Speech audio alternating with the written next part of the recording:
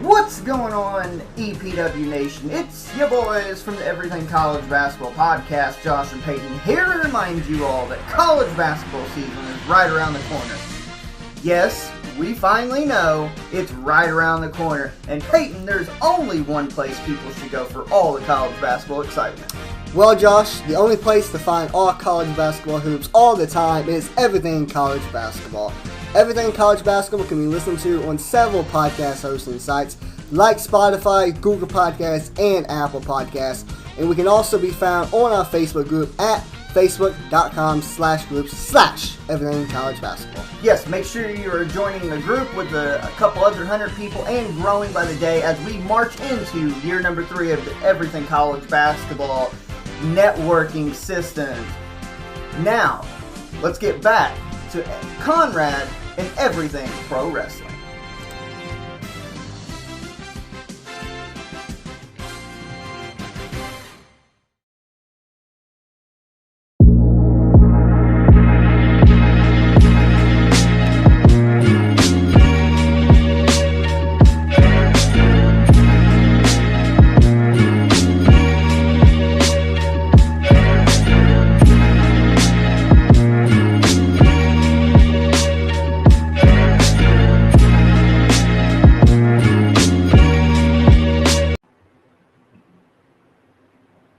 Once again, you already know what it is and you already know where you have reached. We're a little bit late, but we're just trying to get some last-minute pieces to the puzzle in place. It's your boy, Sean Hubbard of Hubbard Wrestling Weekly. To my immediate left, my good friend, my brother, my co-host, Conrad Cushman of Everything Pro Wrestling. We are in the building for another big-time episode 27. My Knicks have won 9 in a row. That doesn't mean anything towards this show, but I'm just throwing it in there because I feel good about it. And at the end of the day, I hope you guys feel good too. We're going to talk some pro wrestling. Revolution was last night. We're going to get into some AEW stuff. We're going to talk about the history of the Iron Man match and how that matches up to what happened last night between Bryan Danielson and MJF. We got that and a whole lot more coming up right now. My brother Conrad, drop that thing.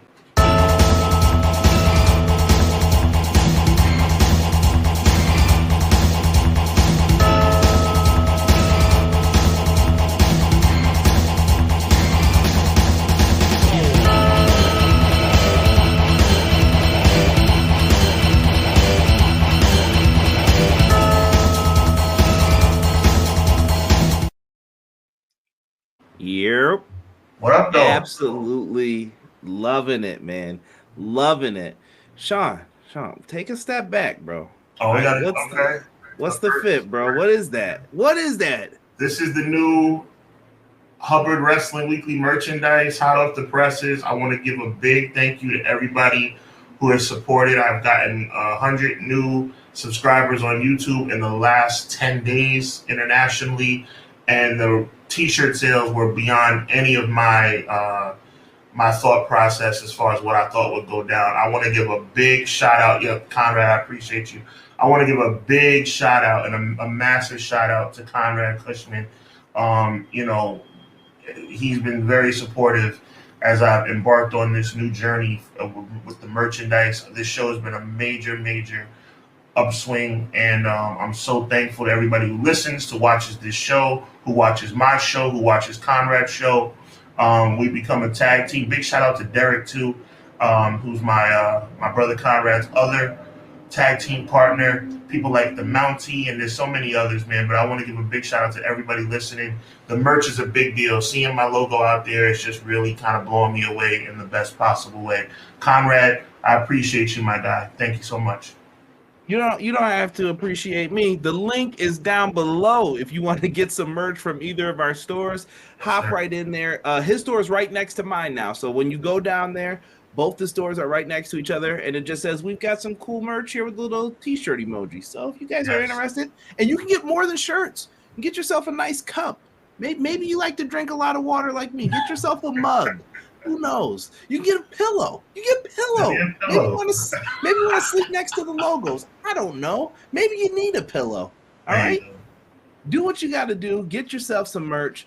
We appreciate everybody who's in here. Derek was the first one in the house saying, yo, like this is MTV Raps. I appreciate you, Derek.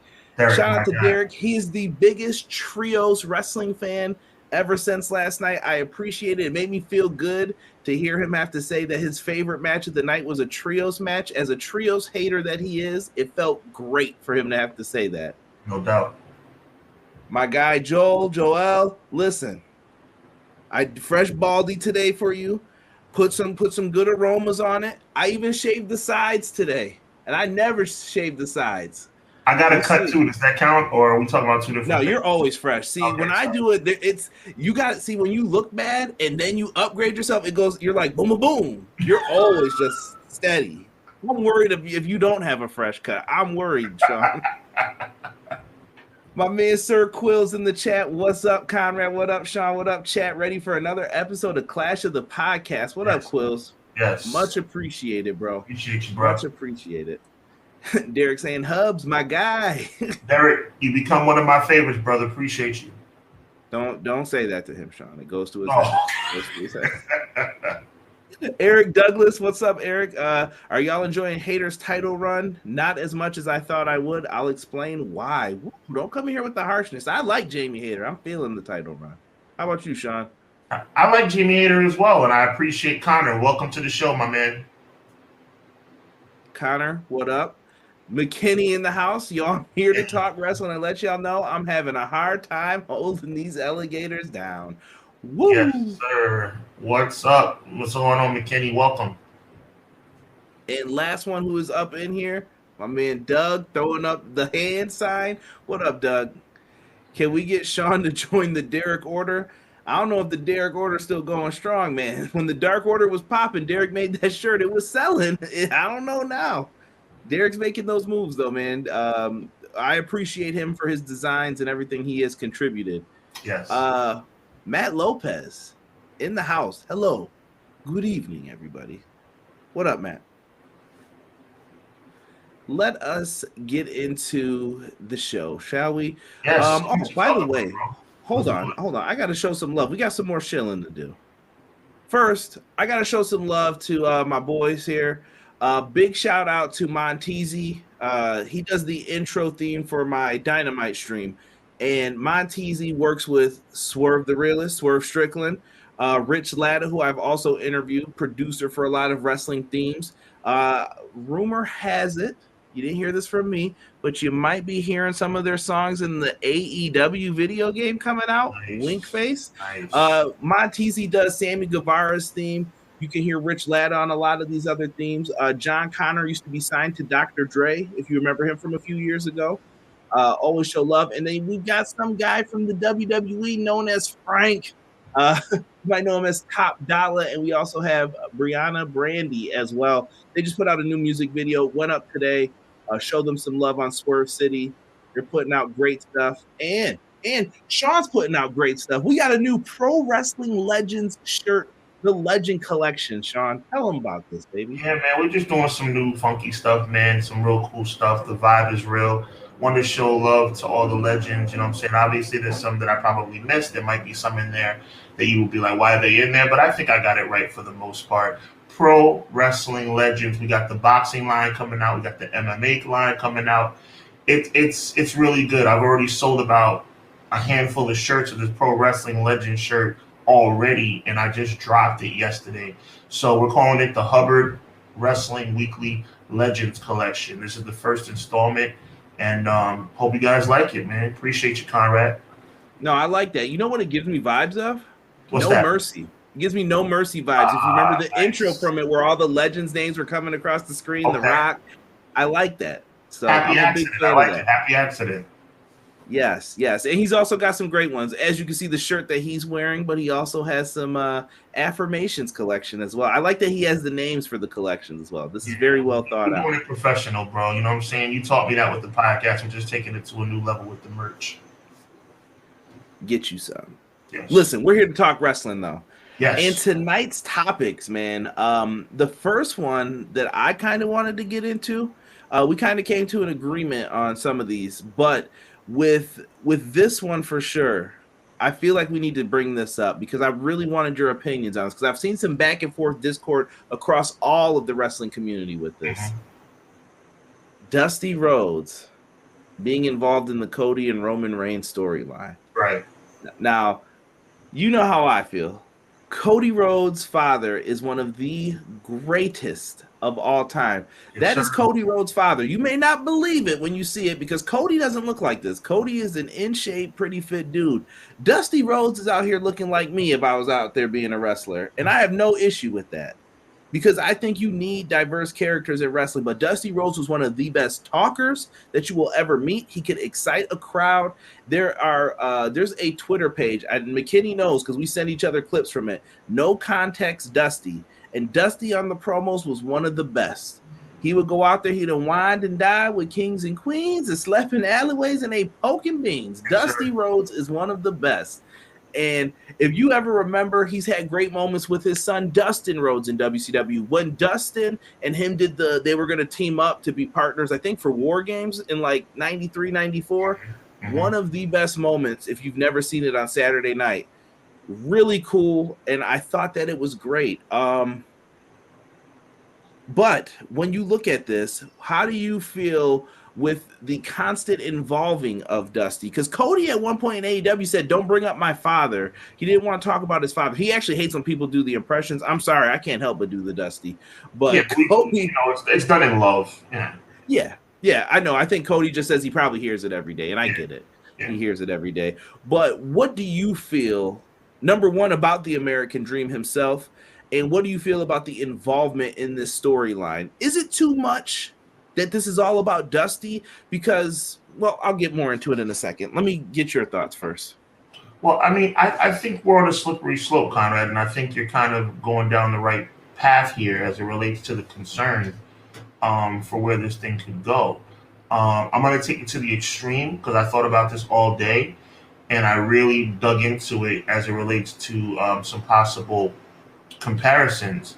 And I'm kind of comparing it to the Booker T Triple H storyline from 2003. How the heck does that correlate? Well, it was just an uncomfortable situation. Now, that was more uncomfortable, right? And we all know how Triple H, doing what he did. And then Booker T losing at WrestleMania. And the way he lost at WrestleMania was just completely ridiculous. All three factors just made it unbearable to watch.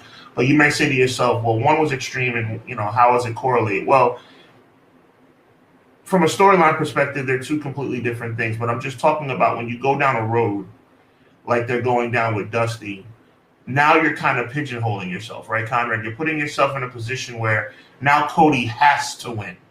Because if Cody doesn't win, not only is Cody falling short, but the legacy of the Rhodes family is falling short because you've involved him so much, God rest his soul, in this narrative. You've really plugged away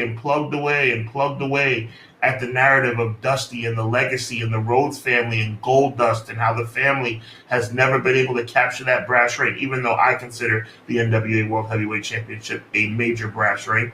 But in the world of sports entertainment, the WWE is number one. So at the end of the day, you're putting yourself in a bad spot where if Cody loses, what does that say about the Rhodes family? Now, we all know anybody who has halfway decent knowledge of professional wrestling would never talk poorly about the Rhodes family. We all know how good they are. We all know how amazing Dusty was. Once again, God rest his soul. Dustin's a really good wrestler, and Cody is just amazing, right? But if Cody goes to Mania and loses this match, after all the talk about the Rhodes legacy and Dusty and all this, that, and the third, it's not a good look. So my answer to your question is, it's fine as long as Cody wins. Interesting. We're getting some comments coming in from the chat. Matt Lopez said that he had loved the interaction with Cody, Heyman, and that Roman Reigns segment on Friday. Dusty and Dustin tag at the Clash of the Champions in '94 that led to War Games with Robert Parker crappy his pants. I don't know what that means. Listen, he's talking about the stud stable. It was the stud. Was there a segment where that happened? Dustin, yeah.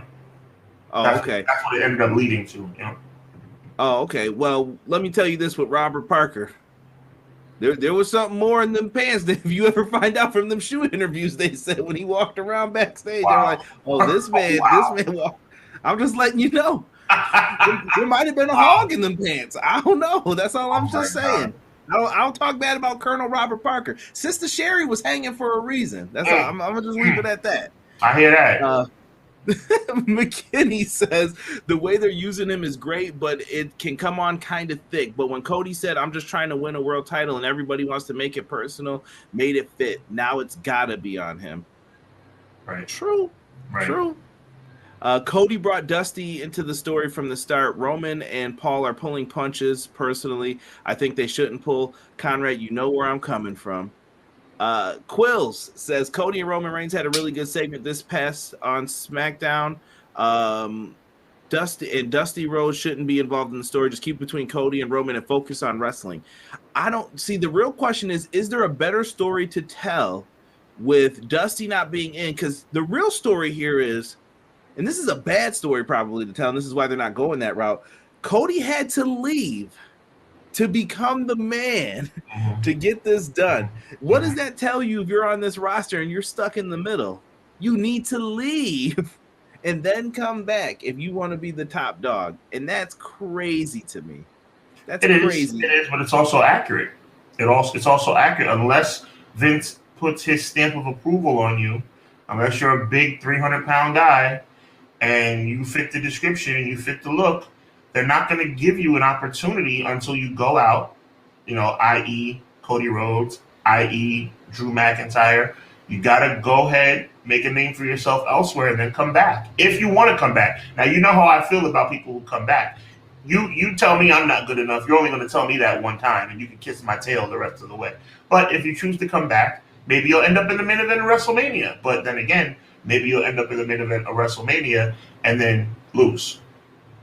Or maybe you're being used, which is what I feel this situation is. You're the bait.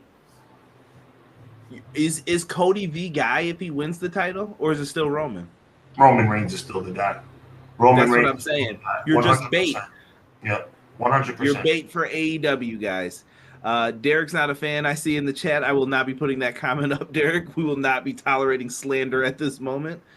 Let me see here. McKinney said, I love Roman's Dusty impersonation Friday. I want y'all to know that Roman Reigns stuff they're bringing up is kind of true. Dusty told him he was going to be a star. He cut a promo. The rumor is Roman cut a promo in NXT. They were all looking at him like, what did bro just say? And Dusty stood up and was like, that kid is money. Right. He is money. And but there is one embellishment to the story, though. I don't think you know wrestling. 80% truth, 20% lie. There's a little lie always in there. Dusty was very fond of his son. Very fond of his son. As a matter of fact, the black sheep, from what I've read, is Dustin. Yeah, and I think Dustin and him have this is a different type of relationship too, and this is getting too personal probably into it, but they have different mothers. You know what I mean? That's like a whole nother. There's a lot of X factors to it, which we will not get into. And when Dusty's in his prime, how did Dustin feel versus Cody knew his father as, he was the great old school retired wrestler who he came to all my wrestling meets. He ain't come to Dustin's football game. You know what I mean? It's different. Right. So it's all in how you interpret it. The American Dream Dusty Rhodes did his darndest when he went out there to put on a show for people. Some people may not have liked him or appreciated him as a booker when you go through and listen to stuff, but Dusty Rhodes was that man. And I think the next important thing to this story and the wrinkle to this story is, where do we want them to go next from here? We saw the back and forth with these two. Roman Reigns has been built up as an unstoppable monster, and I think the match has to deliver on that level. Do you continue with the Dusty thing? Because, listen, when Cody first came back, the night after WrestleMania, Cody brought up Dusty. He brought up the classic WWF title that he never got. And he saw his dad and he looked sad about it. We know. So it's part of the story. Dusty's always been part of the story. But does Dusty need to continue being part of this story? Or do you think they break away from this and break off? Like, are you happy with the build to this so far for a WrestleMania match, Sean? Only if Cody wins. Only if Cody wins. It has to lead to a Cody victory. If Cody's going to win, I wouldn't mind if Roman Reigns showed up in a Dusty Rhodes t-shirt. If Cody Rhodes is going to win, I wouldn't mind if Roman Reigns says, you know what, now that your daddy's not here anymore, I'm your daddy now. I wouldn't get making his personal.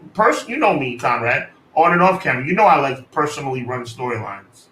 I'm seeing the who had it on their locker room wall. Personal issues draw money. Was it Bill Watts or Mike Graham?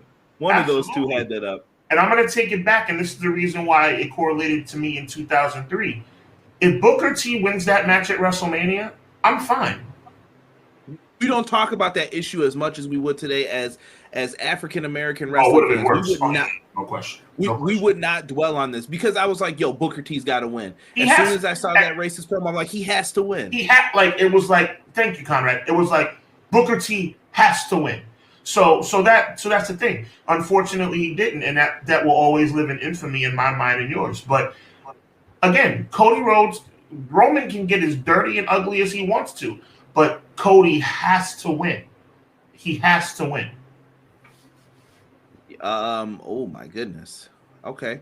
We got some interesting questions coming in, and I fully agree with that. I have no issue with the Dusty because it was brought up, but I saw some interesting discourse on the back and forth on what should be the focal point and whatnot. Okay. What do you guys think of Logan and Cena on Raw tonight? Should be exciting. Yeah, I did have pictures for it here. There you go, Sean. There you go. I mean, you know how I feel about John Cena. I've come to respect him. He is one of the greatest of all time. I put him on the shirt. I debated about whether I was going to put him on the shirt. But he's one of the best ever, and I think he's coming back, and I think he wants to do right by Austin Theory. I think it would be cool if he won the title and then lost it back to Theory maybe next pay-per-view or something like that, if he could stick around for a month. But I have no problem with John Cena. I do have a problem with Logan Paul. Logan Paul. We'll see what they do tonight. It's time, man. It's WrestleMania build time. You got to get people excited. And I'll say this. I mean, we might as well just stick on WrestleMania here for a second. Yeah, sure. Last week, I don't know how you felt, Sean, but I think you kind of described it beforehand. All emotion was taken from me when I'm like, they're really going with Brock Lesnar versus Omos. The dude who they have no build with. Because Brock Lesnar refused to lose to Bray Wyatt. So last week I was like, yo, if Bray doesn't do it for me by Mania, I may have to back. This dude may be, I call it Dolph Ziggler. Like, I'm done. I'm done caring. Like, whatever you do, I don't care. But now I'm starting to think, is it his fault? Is he not getting what he was promised? He came in under Triple H with a lot of hype and everything else. And they said they were building towards something. They brought in a Marvel, long story threaded writer to help book all this, and what ends up happening is the story seems like it's going right. Nope, and he has no clear direction. Why is Bobby Lashley his target? This makes no sense. He's on the opposite show of you. Makes no sense at all. I loved it when he came out and said he was challenging the winner. He said it in Bray Wyatt language, but when he said he was challenging the winner, I was fine with that. And I'm not going to lie, as much as I like Bobby Lashley, I was cheering for Brock Lesnar because it was like, yes, Brock and Bray, that's WrestleMania worthy. But then it turns out to be Lashley, and it's like, you know what that means? Well, yeah, that was a good idea. That was a good idea. I wasn't even thinking that this time. You took it there. Thank you, bro. Yeah, it was like, it's ridiculous. It's ridiculous. And now we're talking about Omos being plugged in, which I think is just a ridiculous. I mean, it's questionable to me if Omos should even be on the card, much less wrestling Brock Lesnar. It's really bad. It's really, really bad. I mean, we have Roman and Cody. I'm sure, even though I'm not really happy about Seth Rollins and Logan Paul, I know that's going to be a banger because they're both really athletic guys. Obviously, I'm not happy about it, but you know that KO and Sammy are going to face the Usos, which is going to be a banger. But this is going to be a clunker. And if I were Brock Lesnar, I'd be disappointed that I'm going to WrestleMania to do another clunker because he's had about 4 WrestleMania clunkers so far in his career. And I was there for one of them, WrestleMania 20. I hear you. McKinney says a lot is true, but the false about his love for Cody can cause someone to get cussed out for not catching Cody on a moonsault. That's my baby boy, and you missed. I can't think of the wrestler. I'm not sure about that story right there. But Dusty loved Cody, man. He got him in. Cody didn't have to do as much work as others had to, but I'm sure Cody had to go through the ringer too because he was Dusty's kid. Matt Lopez says Booker T should have won that match. I think a lot of people feel that way. Yep. Yo, McKinney, I can't even front. Hold on, I gotta put this picture up with this. Yo, John Cena is starting to look like Ernest. Yo, that's accurate, McKinney. Wow. Yeah, he's starting to. That's a little old school Ernest, but he's got that Ernest going to him. That's crazy. McKinney, people are dying at that. Yeah. Logan and Cena should be exciting on Raw, depending on what they do and where they go. I mean, I think their matches are set. They just got to build them up now. Yeah, I think we all know. B-Boy Skyline said Logan needs some good lawyers for which thing, the crypto or something else. Brock Lesnar versus Omos is trash in all caps. Why is this happening? Sean knows. I mean, we know. Listen, bro. Vince McMahon is still in charge, bro. Brock called his boy up. He was like, the guy he threatened to quit over. He was like, yo, I'm not wrestling this. Why would Brock do this? Number one, I can go out there and get my match done early. Yeah, open the card with me and him. Oh, I could just F5 him and beat him, and that's it? I want someone who's not going to want to do all that John Moxley, Dean Ambrose. When Dean Ambrose was like, dude, can you at least, like, do something to me? No, we're not doing that. Why did I agree to wrestle you? Like, why is this happening then? You're just going to destroy me? That's it? And we go home. He's got that Hogan 96 contract. Yeah, man, he does what he wants and keeps it moving. I wish Lesnar would go out there because he's a super athletic freak. I don't know if people like have ever seen old school Lesnar. If not, go watch. The dude can wrestle. He can go. He chooses not to. I mean, obviously it's brains, but at the same time, if you could put on a better show once in a while, give it to us when the match calls for it. Brock was like, I ain't fighting no puppets. Oh my gosh. Logan Paul brings in the non-wrestling people. They have used celebrities every year. Paul is better than Trump or Shatner. I mean, to clarify, I think Logan Paul's an excellent worker. He clearly loves the business. He respects it. I have no problem with Logan Paul as a human being and as a competitor.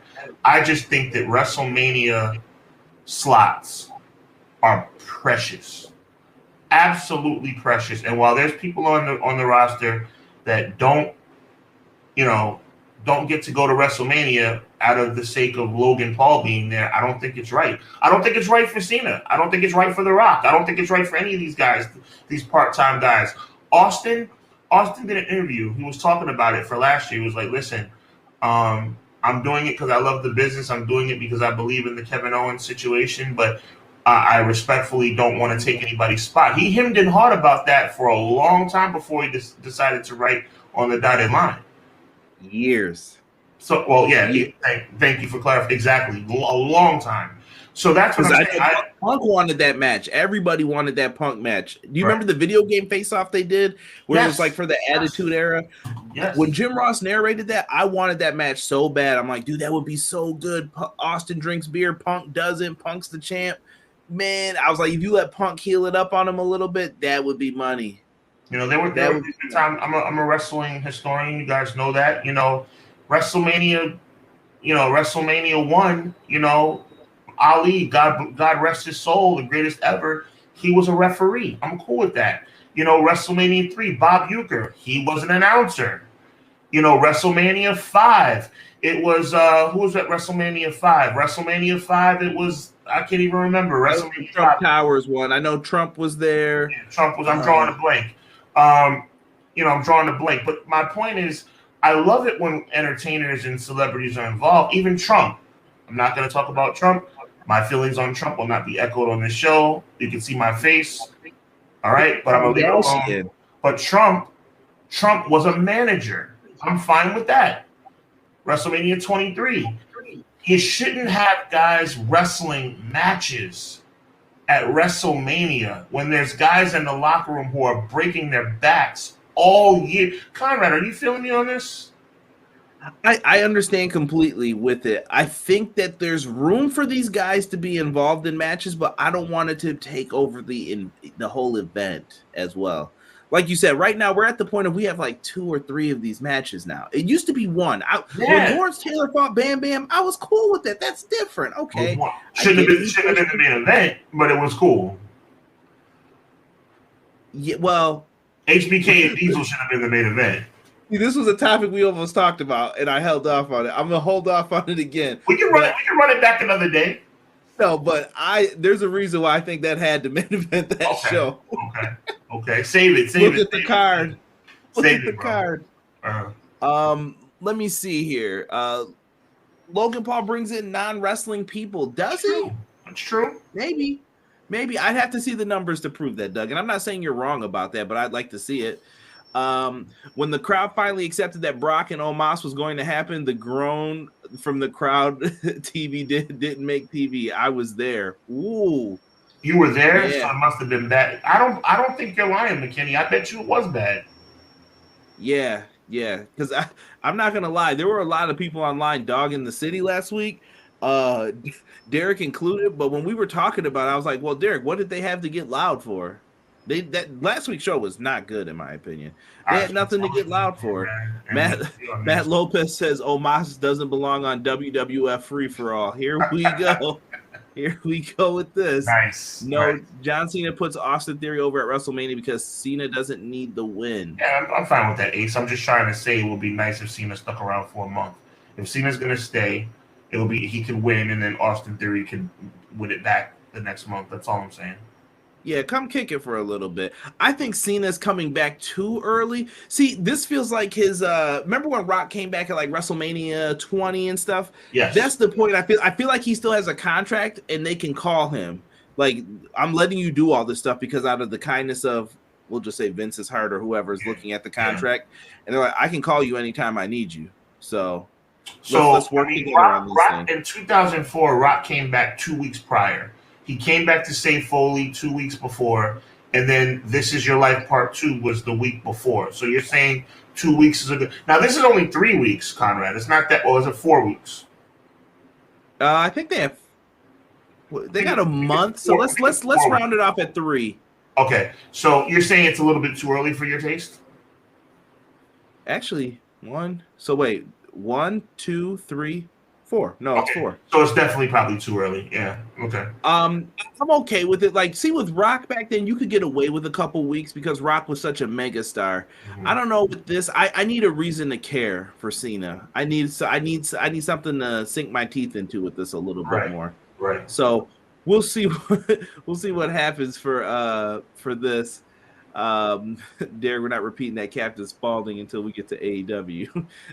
Doug said Lunch Lady Sloppy Joe match for Mania. Don't give them any ideas, bro. We have a Cinnamon Toast Crunch match coming. I don't know who's gonna get that, but that happens every year for celebrities. I by no means am a follower of his, but I know he has a draw. Okay, for Logan Paul. You want WrestleMania celebrity match that'll bring in viewers and revenue? Book Logan Paul versus Bad Bunny then. I think, Sean, you'd be more okay with that, right? 2 celebrities wrestling each other. That wouldn't bother me as much as him taking a match with Seth Rollins. Or you could even do the Pete Rose thing, like you said. Like for 3 years, that was the running gag. Pete Rose was the San Diego Chicken. He would get chokeslam, tombstone. He'd get jacked up every year. It was fun. Yeah. At least Cena shows up, unlike people cough cough the Rock, cough the People's Champ. XFL, baby. That's true. I guess it is what it is. McKinney said, thank you to me. I've been defending the city all week. We had a few moments, but even between commercials, what the live crowd got was mid. But I have a theory on crowds sitting on their hands. I mean, there's nothing. When it's bad, it's bad. Listen, I live in Buffalo, bro. Sean lives in New York City. I'm going to take a second and be real about wrestling crowds. Sean lives in the mecca of pro wrestling annals and history and time for the most part. I know Chicago fans are getting mad. Boston fans are getting mad. Texas, Cali. I don't mean any disrespect, but we know Vince McMahon saw his side of town, the mecca of wrestling. Right. They love it out there. I'm from Buffalo. I would be one of those fans in New York and I would go crazy for all that stuff. But I live in Buffalo, so when I go to the event, you know what I get? I don't get Shawn Michaels versus Sid. You know what I get? I get the British Bulldog versus the Undertaker on a house show. And I'm like, yo, what is this, dog? Why am I not getting the good matches? And I understand that. There's a reason for that. And maybe that's the same thing. But I think the better show for you, McKinney, will be when you go to SummerSlam. If you go to the one that's going to be out there, it was Michigan, I believe they were at last week. So go to that show, and you'll be surrounded more by people who will want to be loud and travel there to go there. That's the best advice that I could give you for seeing a good show. Now, you want to transition, or do you have some more? I got a bloodline picture here. If you wanted to talk about your boy Jey Uso, let's do it. You got some Jey Uso thoughts, or do you want to talk Iron Man? I think we can go into Jey Uso briefly and then go into Iron Man. Go ahead, I got it up for you. I just like I said, we've talked about this a lot, and it doesn't get old. Thank God, it's a really cool storyline. But I think they're going to go the route that Conrad predicted, that you predicted, Conrad. And I just think that the way it's going to work out is going to be status quo. I've said it before. I'll say it again. I'm going to be a lot more brief this time than I have in the past because there's no reason to continue repeating myself. You have the chance to make Jey Uso a main event guy, like really main event Jey Uso. Yes, it took place in the bubble or the Thunderdome in 2020. We're not talking about that. We're talking about we can have Jey Uso literally be the man, if they chose to, but they're not going to choose to. They're going to have Jey Uso go against what I want him to do, which is turn on Roman Reigns.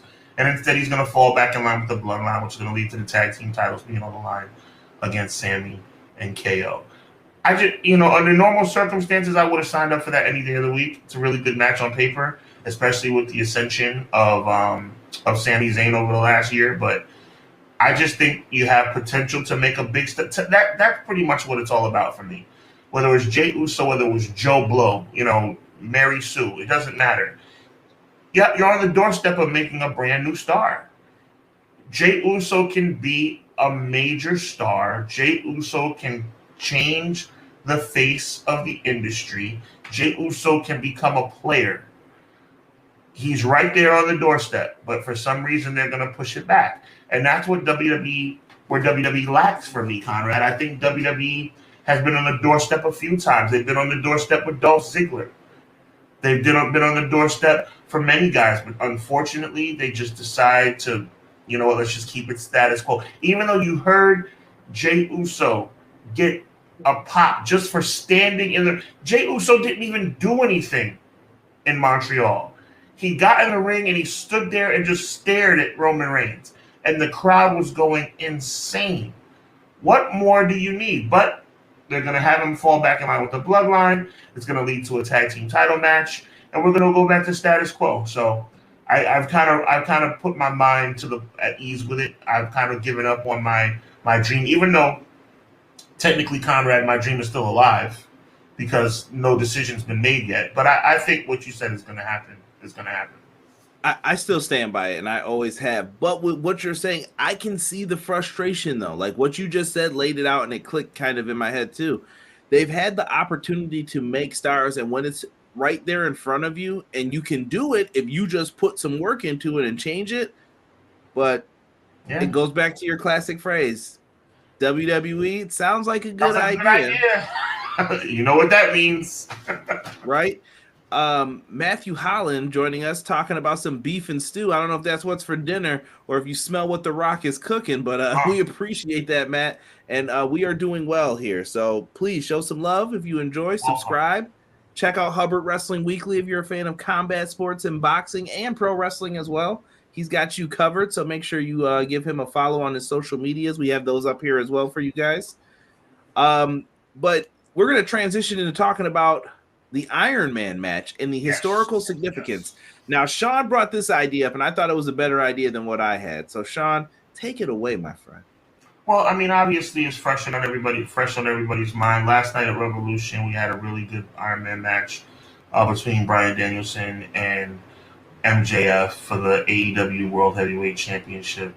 I think it's one of those things where you just get nostalgic when a match like that takes place. Obviously, there's only been 18 18 to my recollection WWE Iron Man matches in history. If you count all the 30-minute ones as well, which I don't really, but I mean that's to each their own. And it just got me thinking about the history of the match and how it's come to be one of the more, I guess I don't want to say popular because I wouldn't put it in the popular category, but I would put it in the most respected category. Going 60 minutes guaranteed is a big road to hoe as it relates to endurance and being able to put on an entertaining match for that amount of time. We all know the very first one took place on pay-per-view. On pay-per-view, the first one took place at WrestleMania 12. But a lot of people don't realize that the very first Iron Man match, it wasn't under that name, but a match where there was an hour time limit, an hour guaranteed time limit, that is, and the winner was the winner who got the most falls in that 60 minutes, was Bret Hart versus Ric Flair in January of 1993 at a house show in the Boston Garden in Boston, Massachusetts. Bret Hart was successful in that match as he was the world champion and successfully defended against Ric Flair, who was on the way out of the company going back to WCW. Dude, you just taught me something there. Yeah, I do my research, bro. And then the second one wasn't even Shawn Michaels at WrestleMania 12. The second one was Bret once again. Bret Hart and Owen Hart, his brother, in the summer of '94, before SummerSlam. It was right after the 4th of July. I believe it was July 7th or 8th at a live event in Jersey. Owen Hart was unsuccessful in his attempt to get the title back. He also lost the match 3 falls to 2. So we had 2 Iron Man matches, and a lot of times WWE and professional wrestling organizations in general like to do test runs at live events. That's a little fun fact for you, Conrad, and everybody out there. WrestleMania 8, Hogan and Flair was the original main event, and obviously Hogan had some situation with the steroids. But the real reason, besides that they decided not to go that route, is because they did a test run at Madison Square Garden, and the response wasn't that great. So they decided to do a little bit of a turn in addition to the steroid situation. But I digress. And then you got to the first ever pay-per-view televised Iron Man match, which was HBK, and once again Bret Hart. So Bret Hart was in the first 3 Iron Man matches. So I'll let you go, Conrad. But yeah, there's a lot of historical significance. Some of the greatest wrestlers to ever do it have participated in that match. And you have to be one of the greatest and have the most endurance to be able to pull off an entertaining match for an hour. Do you remember your first Iron Man match? I did not watch it live. I saw Bret HBK on video cassette. Yes. Okay. I ordered that one, and I remember it. And I'll tell a funny story here in a second. Hopefully my brother doesn't listen to this after, though. The first one I remember seeing built up, though, I'm going to WCW a little bit, as you can see. And I love the look of this. But it was Ricky the Dragon Steamboat versus He's Simply Ravishing. Ow! That's my jam, bro. Yes, that's my jam. Yes, that's a weightlifting song. Rick Rude. I love this. Rick Rude went and he had something to prove when he was in WCW. Him and Ricky Steamboat, I thought, were in the best shape that they were ever in. They could pull this off, and they went out there and they delivered a great Iron Man match. But when you look at the history of these types of matches, and I put them up here real quick for some of them, the 60-minute ones at least, Bret Hart and Shawn Michaels is kind of special to me. A lot of people say it's an overrated Iron Man match, and as a Shawn Michaels fan, I won't argue it too badly with if somebody said that. But when I saw this match, I thought it was really good at the time. Like, for what it was in 1996, I thought it was great wrestling. They did their thing. Is it fun to look at? Theory though about what could have been a little tweak that would have made the match better? Oh, I think if you take out the Iron Man match stipulation and they just wrestled for 60 minutes, that could have been crazy if you just said there's an hour-long time limit for this match. But Vince doesn't. I think he never liked the time limit thing like in WCW, and I love that with like the TV title and all that. When you would hear like there's 5 minutes left in this match, and then you see people start like getting on the move, like I gotta try to win this quickly. They never did it, so I just thought that match could have been a lot better if they would have did that. So we ordered that pay-per-view, and let me just say this story. My brother was the biggest Bret Hart fan as kids. He had the Bret Hart action figure. He was sitting there with me watching it, and I was like, oh, let me get the Shawn one. I was like, Shawn's going to finally do this. He was like, nah, no one's better than Bret. He's the excellence of execution. They're out there wrestling. I see the draw. He sees the draw. And we're like, oh, no. And he was like, they were like, Bret keeps the belt. Bret's going up the ramp. Here comes Gorilla Monsoon. Oh, what's he about to say? This match will go to sudden death. And you can see Bret mumbling like, this is BS. This is hot garbage. Bret gets back into the ring. Wham! First super kick. He's down. I was like, oh, he's got to make the pin. He can't. He's too tired. But then when that second one hit, the pinfall, I can remember how Bret's legs were.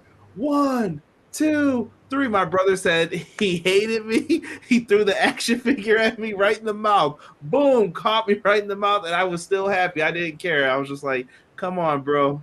Come on. My brother, to this day, we laugh about that, but he loved Bret Hart so much back then that he couldn't believe that he lost to Shawn Michaels. He just I'm going to be a heel, and I'm going to say that was a bunch of crap, man. It was announced as a 60-minute match, right? Bret Hart was the champion. Now, in any other wrestling situation, the draw goes to the champion, right? So how come that was a conspiracy, man? That's not fair. Listen, man, Gorilla Monsoon wouldn't set him up like that. It had to go down that way. Maybe Jose Lothario passed him a couple bucks. I don't know what happened. Yes, the conspiracy theory lives on, bro. You know what? I really love how they set up that match. One of my favorite spots from that match as a kid was the super kick to, was it Chimmel? Yes, it was. The super kick to Tony Chimmel on the outside. I thought that was so unique because I was like, they just super kicked the ring announcer. What? Why did that happen? Was it just me, or did he really get Chimmel good? Oh, he probably did. They looked like he got him real good. Yeah, Tony Chimmel went down like a ton of bricks after that, and I thought it was really well done how they laid that match out. Is it one of your favorites, or do you hate it? Like, how do you feel about that match going back now, thinking about it? I don't, ironically, Conrad. I don't hold it in such high regard. I know it's a classic. I'm almost embarrassed. Yeah, I'm almost embarrassed to say that. Maybe that makes me a guy that's not real big Iron Man guy, because I don't know. But in the same breath, I think Rock and Triple H did well. I don't know. It's just, it doesn't resonate with me the way it does with some, bro. Like, I don't know. Another man named Conrad put it best once. You're basically sitting there for 55 minutes of nothing, and all you really need to see is the last 5 minutes of this match. Right. That's true. So, but I think it can be fun if you do it. I'm hearing people say Danielson MJF is the greatest Iron Man match of all time. Maybe that's recency bias creeping in, but they're saying that it's good, and I thought it was very well paced. It was. Rob, why you bringing up stuff, bro? That never was said. I didn't hear it as a kid. I didn't hear him say that. He wanted to say the boyhood dream had come true. All right. Shawn Michaels is my greatest wrestler of all time for more reasons than HBK. Thank you for bringing that up. I always call him AB. What's his brother's name? Rob. Big shout out to Rob. I appreciate the quote. But I'm going to give you guys a little bit of a background about me in 2 minutes. HBK, I do think, is the greatest in-ring performer of all time. But for me, the fact that Shawn Michaels was such an a-hole, I mean, such an a-hole, right? I mean, really an a-hole, and turned his life around and became a really, really nice guy, that's also why I love Shawn Michaels. Shawn Michaels had a career change. Shawn Michaels had a life change. And I'm not going to preach to you guys, but when Shawn Michaels got God into his life and changed his life and got more about family, I mean, that's a good story, man. I respect Michael Hickenbottom for that. You know what I'm trying to say? Right. And McKinney brings up a good point here. He said Iron Man matches are best suited for wrestlers who can tell the best in-ring stories. Wrestling that doesn't need any gimmicks and just pure wrestling. I think that's why it works so well in New Japan. If you remember the Okada, Kenny Omega 60-minute draws, that's why it works so well, because they're telling a great in-ring story. Quill says Bryan Danielson should be the new AEW champion right now, but sadly that's not the case once again due to MJF's clownery. Who's up next? Hangman Page or who else? It could be. I think Page is definitely one of the people that they can consider. and we're going to get into that momentarily. That match is where Shawn made his entrance via zip line. This was one of my very first wrestling memories as a 4-year-old. Yes, he was up there dancing. Brett versus Shawn was the first I ever saw and kind of set the standard, but I know the territory has done it too. That overtime call was thumbs up, and there must be a winner. Yeah, Right. Listen, I think that match would have been better if they even did it 2 years later. I just think during that time there was a style of wrestling you wrestled, and Brett and them were just doing, oh, we're going to pull the arm back, we're going to do a headlock. They were trying to wrestle a technical style, like we're trying to beat each other in a athletic competition because we're both baby faces. I think it just doesn't translate well into today's world. But Brett and Shawn are two of the best performers of all time. You know what I mean? I think it's just you have to have a taste for it. When I watched it live, I don't feel the way that I do now when I go back and watch it. I love it. I just think they need to switch it up. I think every Iron Man match we've ever seen has started off very slow, and I know they have to pace themselves. But to me, I'm thinking of Goldberg just because it's a sudden move. I don't like Goldberg, but give me a spear in the first 10 seconds. If you're Roman Reigns, give me a spear in the first 10 seconds. If you're Shawn Michaels, give me a super kick in the first 10 seconds. If you're MJF versus Bryan Danielson, give me a running knee in the first 10 seconds. Get everybody excited in the first, because last night they did the same thing, and again they fought a heck of a match, right? But last night they walked around for 4 minutes. MJF was throwing water on people in the crowd, which by the way was very uncomfortable for me to watch. Just throwing it out there. Huh? Rumor has it that it was an alcoholic beverage. I don't know if it was tequila or something else. Yeah, but not cool. There's being a heel and there's being an idiot, and we can't allow stuff like that. But anyway, give me something dramatic in the first 10 seconds.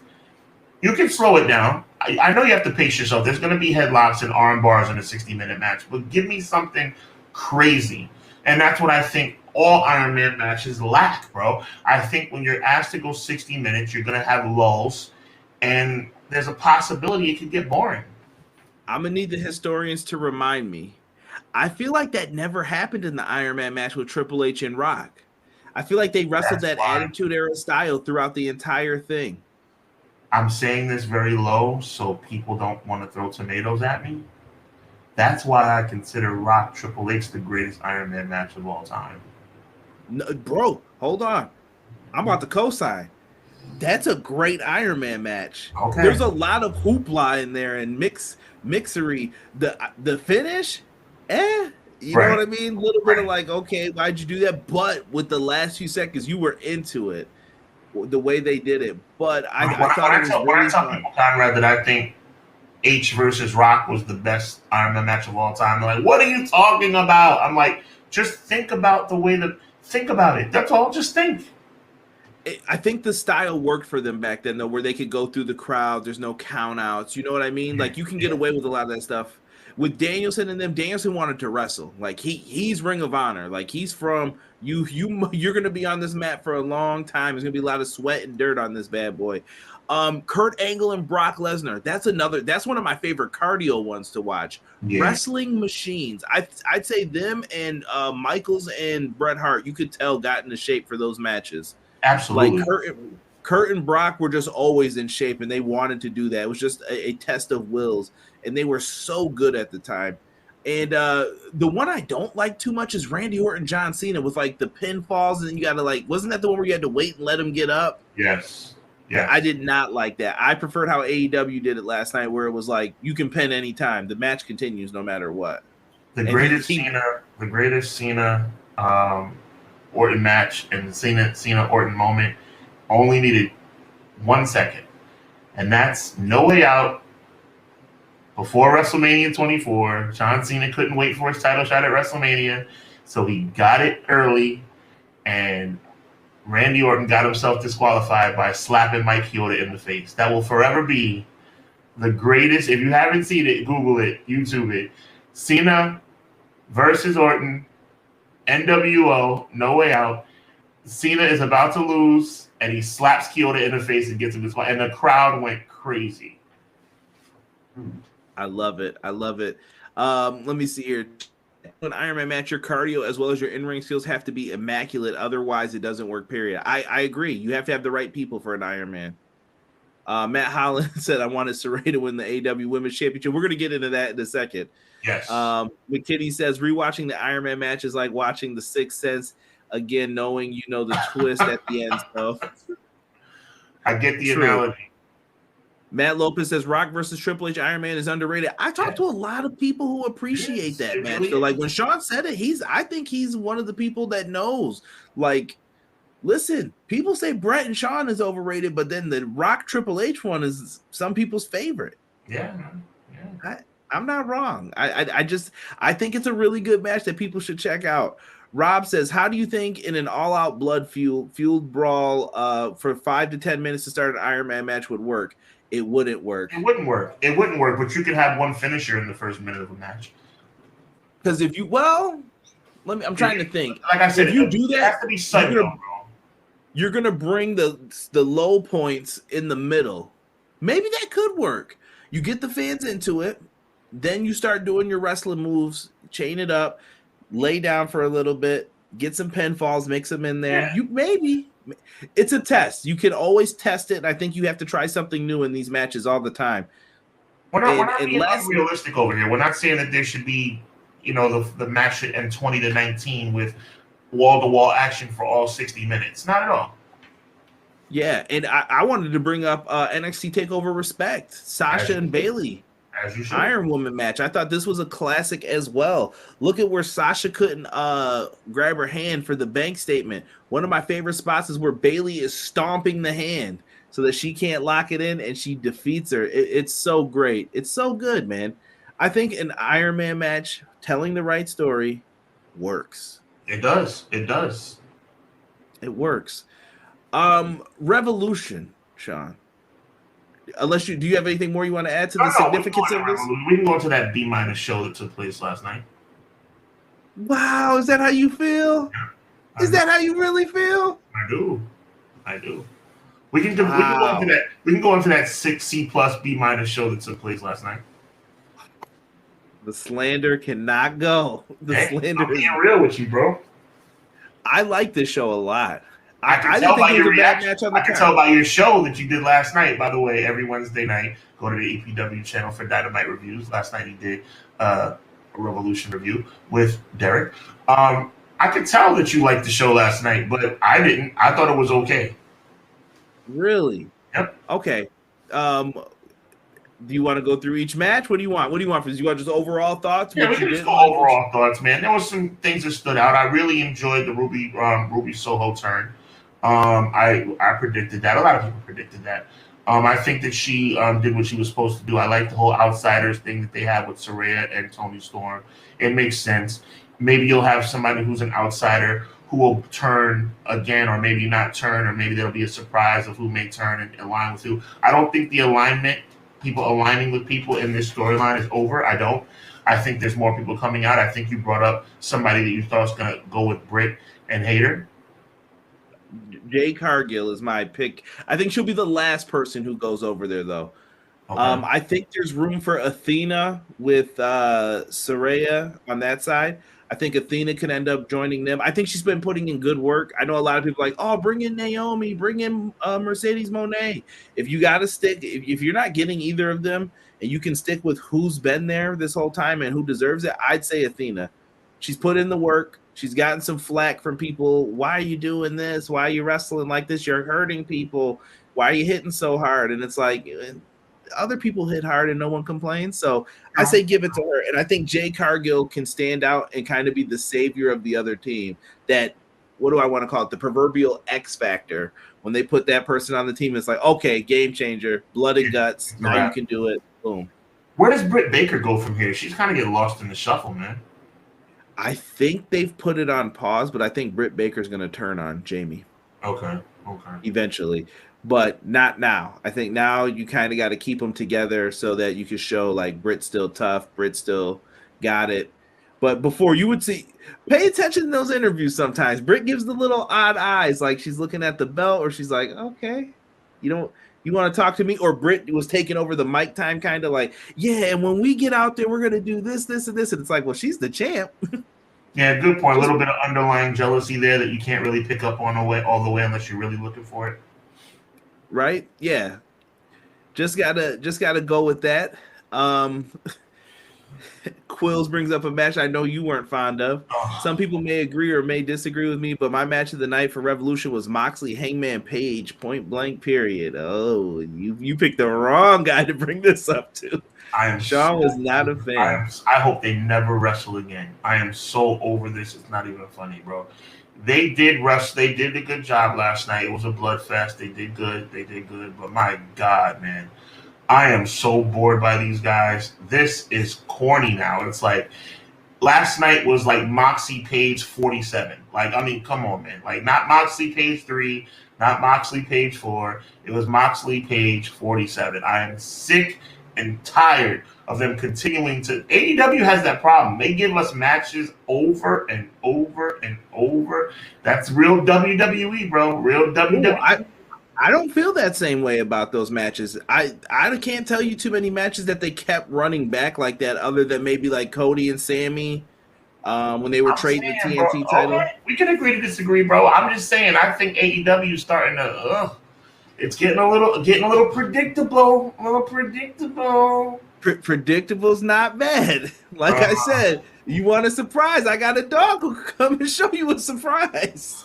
Right on the floor. Surprise. Oh my God. I mean, come on, man. It's like, give me a break. Okay, yes. How many times? I mean, we know Moxley's a tough guy, and Page is a tough guy, and the concussion storyline, and they're bleeding again, and here comes the barbed wire that doesn't really cut anyone, because if it cuts you in the face, how come it's not cutting you on the hand when you wrap it around the hand to punch somebody with it? It's like, come on, man.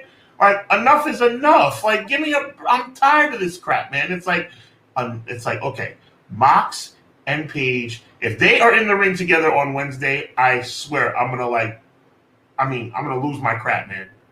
No, I think this show was a lot of ending of feuds. Someone just brought up a match that I want to talk about. Lopez said that was a brutal and Mox needs a vacation. I'm with Hub. Thumbs up. I gave it a B+. No build. Jungle Boy match didn't get good till the end. I don't agree with that. I thought Jungle Boy and Christian's match was really fun. Christian, number one, the man wrestled in it wasn't a buried alive. What did they call it? A last burial.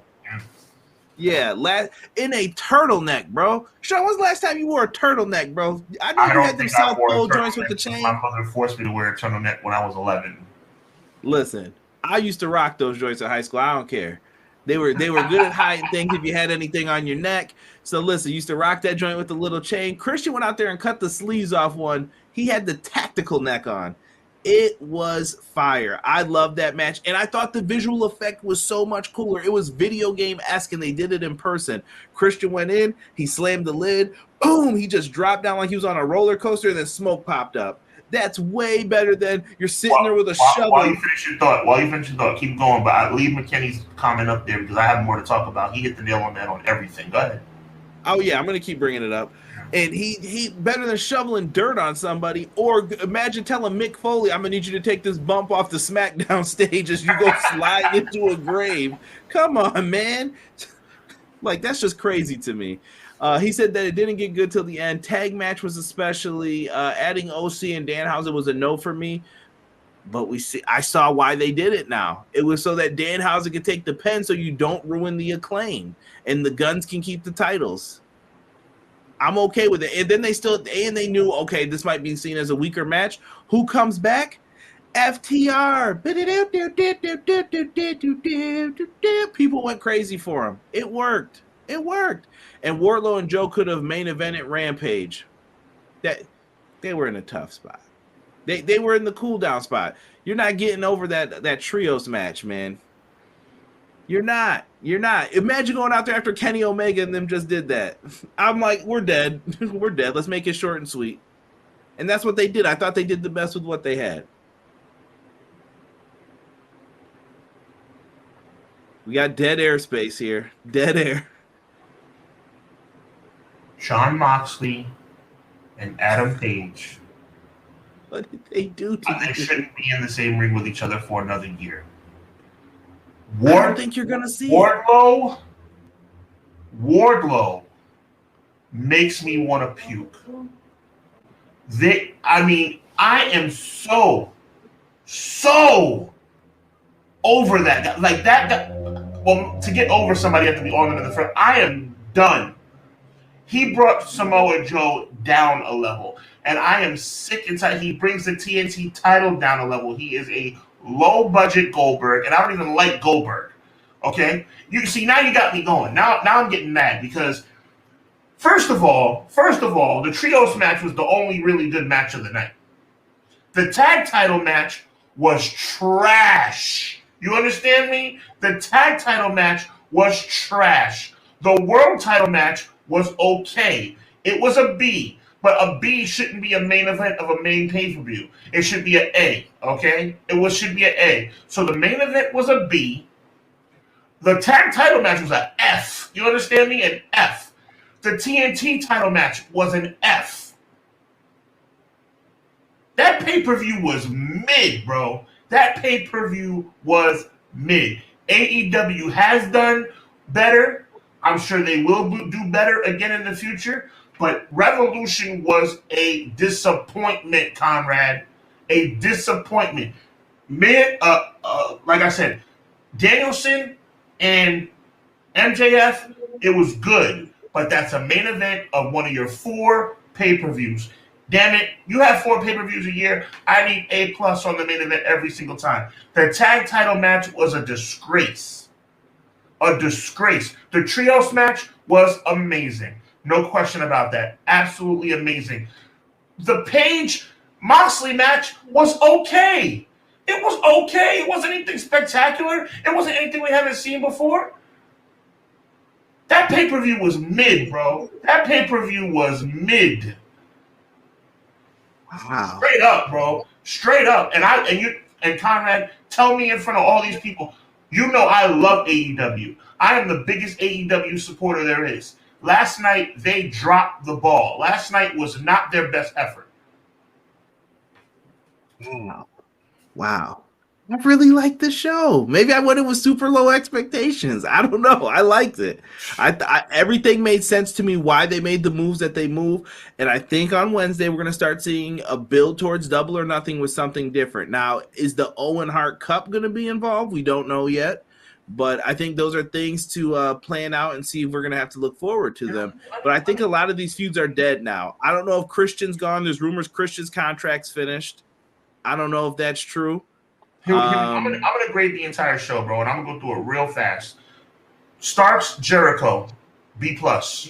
Jungle Boy, Christian, C. House of Black, Elite, A. Hayter, Baker, Soraya, C, with an A+ swerve at the end. Adam Page versus Moxley. It would have been an A if we haven't seen it 47 times. That means it's a B-. Wardlow versus Joe, F. Guns versus Acclaim versus Lethal and Jarrett. First of all, Jarrett shouldn't have been in the match. As much as I respect Jeff Jarrett should not be in the match. And then you have Cassidy and Danhausen. I like them. Not supposed to be in that match. D. And then Bryan Danielson and MJF was a B. To me, that averages out to C+, B-, C-, somewhere in that range, bro. Somewhere in that range. Not impressed. Ooh, we got some disagreement. Some do agree though. I see Deanna. See, that's probably along the lines of what I would understand. She disagrees with me, but her expectations were low. So she disagrees because her expectations were low, and then they exceeded her low expectation. I can respect that. See, here's the weird feedback that I keep hearing with AEW, and it keeps coming back to this. Sorry, I'm getting a little feedback on your end. Okay. From the speakers. But the weird thing with this is I heard people talk about Dynamite, and Dynamite was good for like 7 weeks straight. I don't know if you remember that, but it was like Dynamite's great. Then all of a sudden for 2 weeks, it was kind of and I'll admit it too. I felt the same way. But then all of a sudden I was like hearing but there's no build to anything. And I'm like, so wait a minute. How were the shows good? What were they building to that if the shows were good? You get what I'm saying? Like, if you care about the build, wouldn't the shows be bad then? So I was confused by all of this.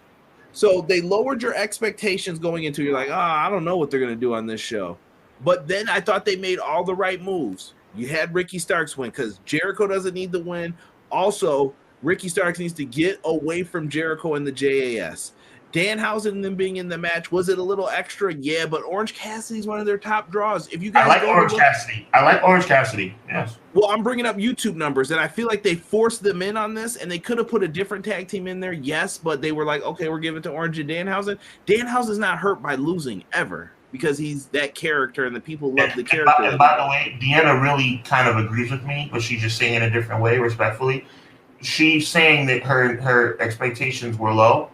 So that's why the show, my expectations were high. So at the end of the day, we're kind of saying the same thing, respectfully. And it looks like McKinney, he may not be as passionate about as I am, but if there were, and I'm quoting you, Big Dog. Shout out to McKinney.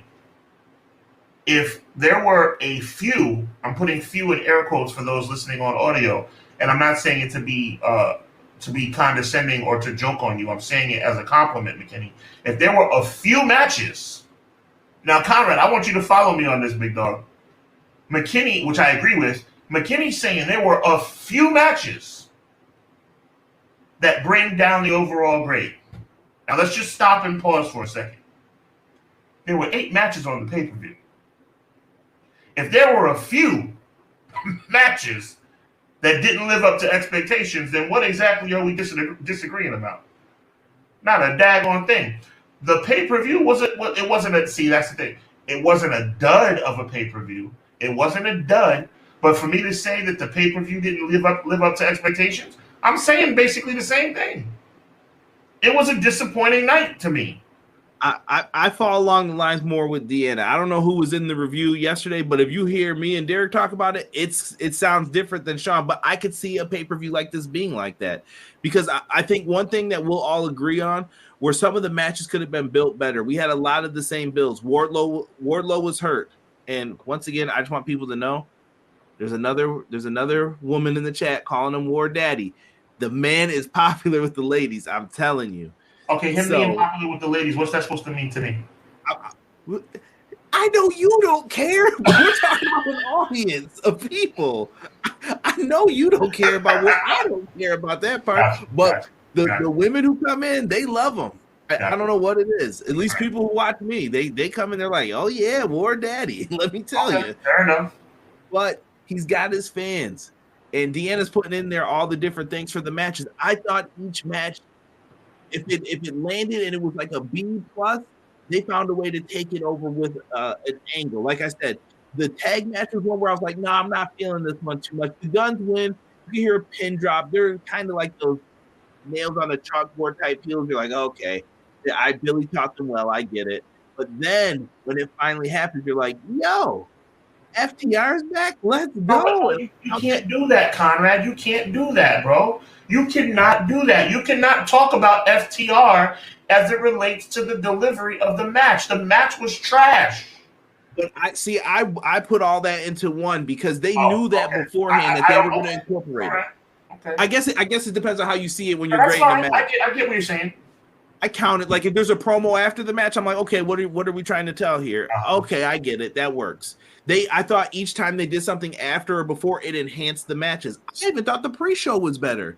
With Renee Paquette and RJ City in different places interviewing people, like Renee's in the crowd, RJ's in the back, kind of by the doors where people are coming in. They definitely took it up a notch for the pre-show. I agree. It was much better than 4 people standing around making predictions about foolishness and just talking about whatever they wanted, laughing with their friends, yucking it up. I'm sorry. But again, I just to bring this whole thing back home, I graded the show a C plus B minus. I didn't grade it a D. You know, I thought it was was it worth $49.99? I don't know. I don't know if it was worth $50. I'll tell you off air. And I did pay for it, for the record, but I'll tell you off air. Right. I love Ricky Starks going over. The trios match was insane and done well. Yeah, they lost a lot of build too because of people couldn't get their visa issues. Kenny Omega, I'm sure that's why the Lucha Bros were missing. There were other factors within this, and maybe that's why you had to get another Hangman Mox match. You see, in my head, people are probably like, "Oh, you're making excuses," but I'm also being a realist. Imagine being Tony Khan. He talked after on the media scrum. I thought the media scrum wasn't the greatest either.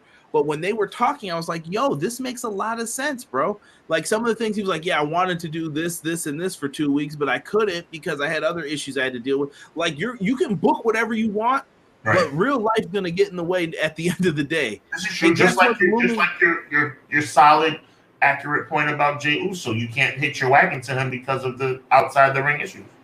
Right, because what if a law changes and then that's a factor now? That's a problem for me. You're 100% right. That all that stuff changes the game. And I think Sean went in with high expectations. Listen, AEW's pay-per-views, I don't think I've given one. Did I give one a C? I did give one a C+, I think. I think it was All Out 2020. I did not like that show too much. But most of the shows have been B+, A- range, I'll say. I'm not saying they're all classics each time. We've had a few of them, but they're not all classics.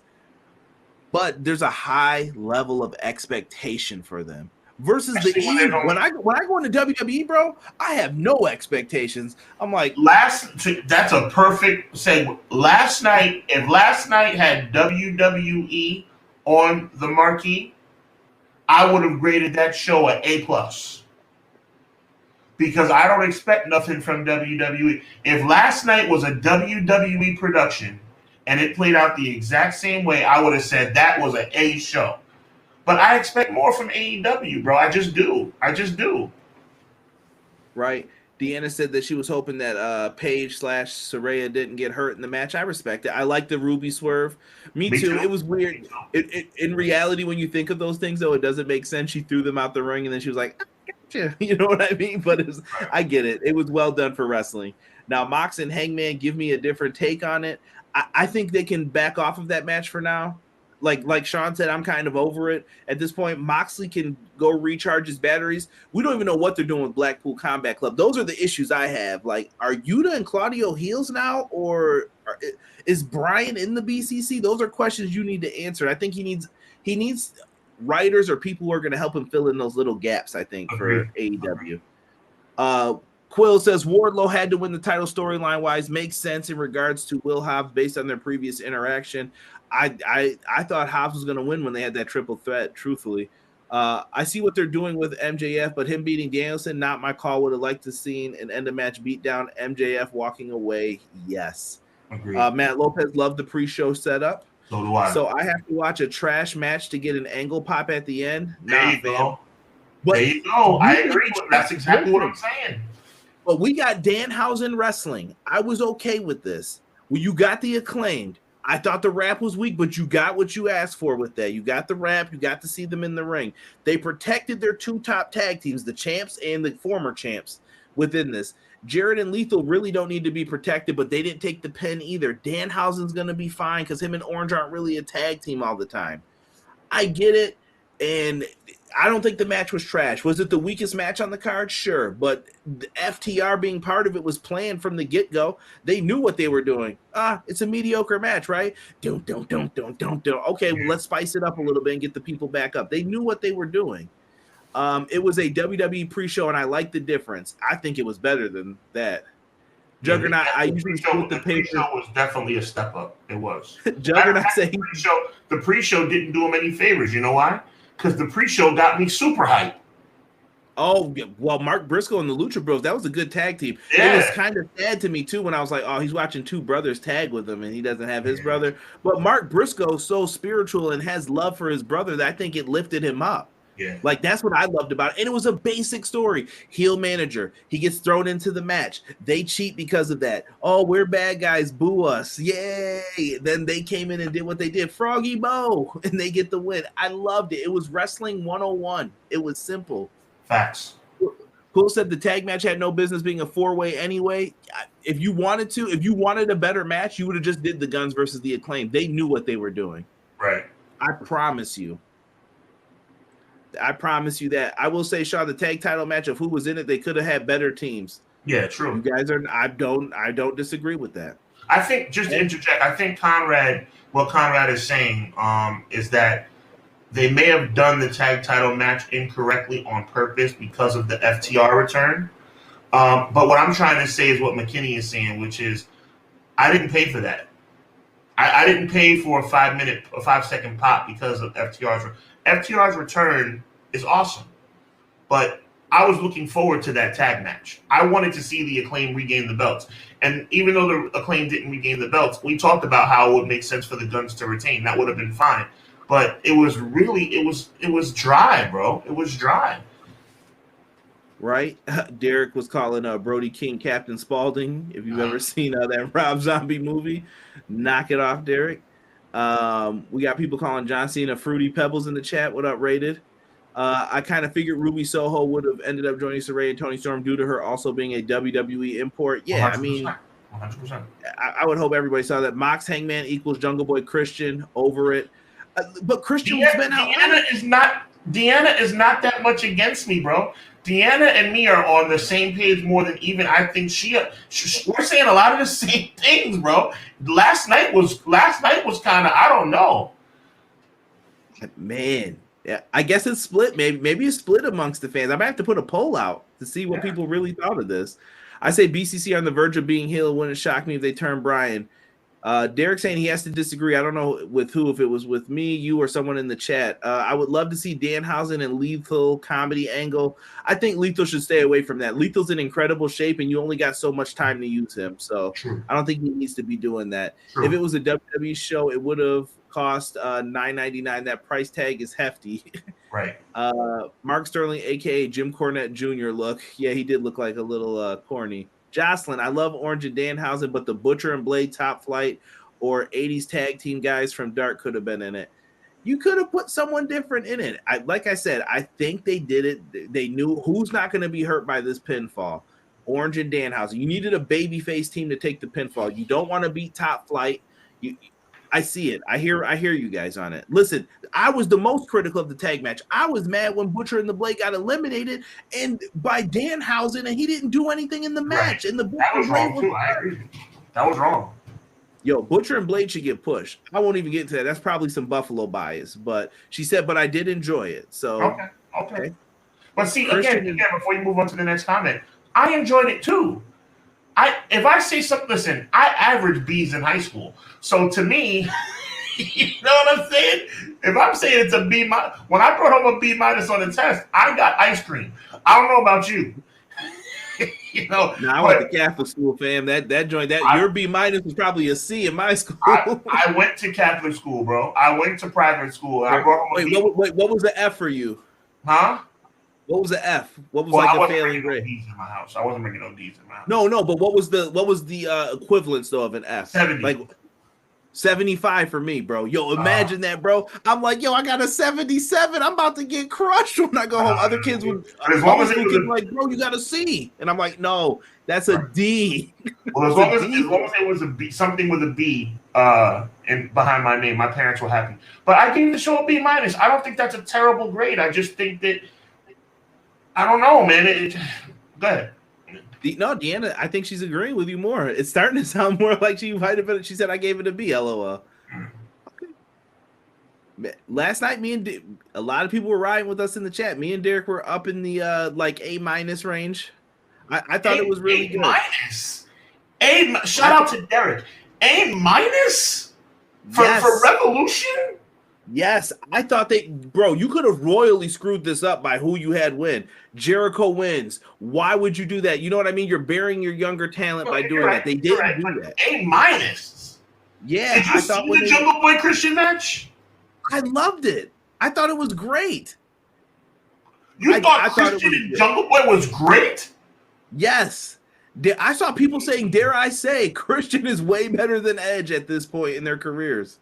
Oh my God in heaven! I don't know what you were watching last night, and if Derek feels the same way, I don't know what he was watching either. I liked it. That was not their best effort. When Christian threw the dirt in his face, I was like, bro, that's what someone would really do in one of these fights. Like, bro, get out of here! I'm not messing with you. I'm about to beat you up. I don't know, man. I don't know. I thought that they let people down last night, and a B minus is not a horrible grade, but I think people were looking for A minus. A-. Good Lord. I thought it was really good. I enjoyed it. I thought it was up to almost great standards. I don't think I've ever disagreed with you this vehemently. I've disagreed with you in the past, fine. But I've never disagreed with you this I think I'm going to go out, my brother, and say, I think you are dead wrong. Like, an A-. I think people are being too harsh on this. I think that AEW put their best foot forward with what they had. That's what they had. Listen, the next problem's about to be coming up, and I'm going to tell you this. I'm going to be insufferable with this CM Punk stuff. It's going to be bad on the Dynamite reviews. It's going to be fine. When Punk comes back, I want to hear all that same energy people had. The apology better be as loud as the disrespect when them ratings keep coming in and they're not good. And when Punk comes back, I don't want to hear nothing. He got chanted for last night. I heard people, let's shut this down right away. I don't want to hear his voice. He did nothing wrong. He aired grievances about people. He didn't talk about the whole locker room like they sucked. He said names. If I have a problem with you, I'm going to say your name. I'm not going to sit up here and be like, oh, well, there were no subliminals. CM Punk doesn't pull punches. Was he a jerk that night? 100%. But when he comes back, I'm going to let people know. And we're going to see how the Elite manage things after this. We're going to see if the Young Bucks are really as forgiving as they portray themselves to be. Because all the combustible elements are going to be back in the same room again. So, So what's going to happen? Is Punk going to change? Are they going to change? It's going to be interesting. And did Tony change? Did Tony learn anything from any of this? Probably not. We shall see. But Punk doesn't have someone back in his corner. Wait, what happened with Stokely versus Hook? That was was that Dynamite? No, Stokely got out of that match, didn't he? I think he picked a representative for it. Or did that match happen? I don't remember now. I don't remember it happening. Yeah. Derek's upset that Deanna brought up Derek like a trios match, and that never happened. See? Conrad, I love that pocket sand reference. See? From Dale. That's what it was. Pocket sand. You didn't see that coming, did you, Jungle Boy? Warning, Vince McMahon is backstage at Raw. We're ending the show. That's it.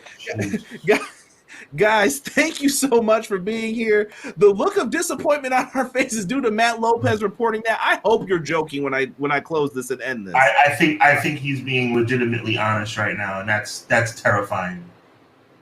Wow. Jocelyn said I have to be on here when Punk comes back. You know I'm going to be laughing in everybody's face. Remember that? He can never come back. He assaulted a worker. You're getting assaulted every time you're in the ring. I've heard 20 other people assault people in AEW. It's not that big a deal. People are making it a big deal. Let it go. It's over. You need him more than he needs you. It's the best type of money. It's the best relationship to have. Oh, you need me? Sure. What can I do for you? Yeah. So it's going to be funny. Vince McMahon backstage makes me not want to watch Raw right now. Like, I don't know. We're going to have to try to get through this. Sean, do you have anything you want to promote? You take us out of here because the Vince McMahon thing's got me upset. I don't even want to talk about it. Too, man. Nothing special to promote. Just subscribe to Hubbard Wrestling Weekly. Subscribe to EPW. Check out the merch on both ends. You know what I'm saying? I got the Clash. If you're looking for Clash merch, I got the Clash merch on in my store as well. Yeah, man. The Vince McMahon thing brought me down, but yes. A- forever. A-.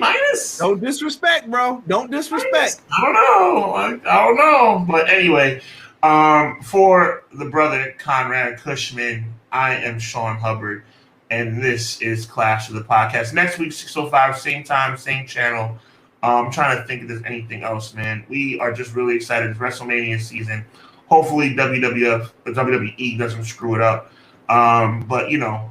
If there's any good ideas out there, you know what that means. So, for that being said, EPW, Hubbard Wrestling Weekly, Clash of the Podcast. We're out of here. See you next week.